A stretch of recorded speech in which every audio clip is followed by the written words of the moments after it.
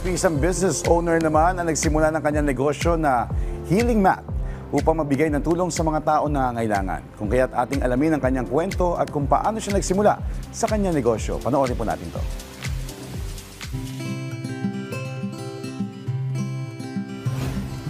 Ang father ko kasi, member siya ng Filipino Inventor Society.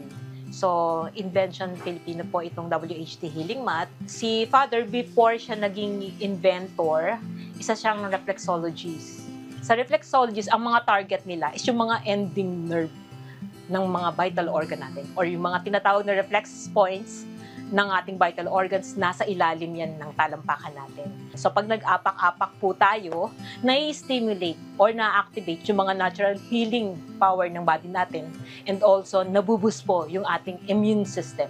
Sa panahon natin ngayon, napakahirap magkasakit, napakagastos magkasakit. Kaya ayun, naisip niya paano makakatulong sa mga tao. Ayan, si WHD Healing Mat, libre po namin pinagagamit po yan. So, punta lang po dito sa center, libre po yan. Kasi ako, empleyado lang din ako. Minsan, mas maaga pa akong pumapasok kaysa sa kanila. Papasok sila sa school, tapos pagdating ko, tulog na sila. Minsan nga, ang sakit eh. Parang, inano na sa akin, sinumbat ng anak ko sa akin, di ba mama, pagka may mga meeting nga kami, hindi ka nakaka-attend. Yun, parang masakit sa akin yun. Wala, naiyak ako. Tapos yun na, parang naisip ko lang na mas maganda nga na magkaroon ka ng business.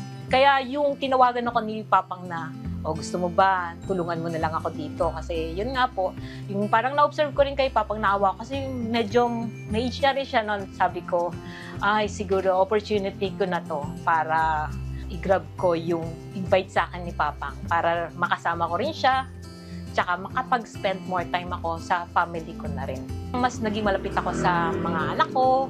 Tsaka, yung nagkakaroon na rin ako ng time para sa sarili ko. Kasi before, parang ang hirap talaga compare sa empleyado ka versus yung may sarili kang business. Yung challenge dito, we have to introduce or ipakilala pa sa customer namin para ma-appreciate nila kung gaano ba kahalaga kung bakit dapat tayo magkaroon ng healing mat sa bawat tahanan natin.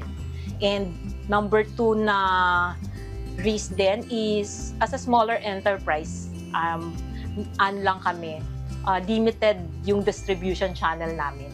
And kailangan din namin na nagpo-focus din kami sa pag-control ng product quality. Pero kailangan affordable price pa rin yung aming healing mat.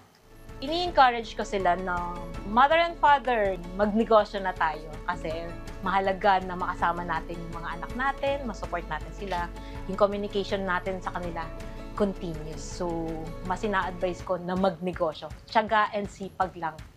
Magsasuccess po talaga ang ating business.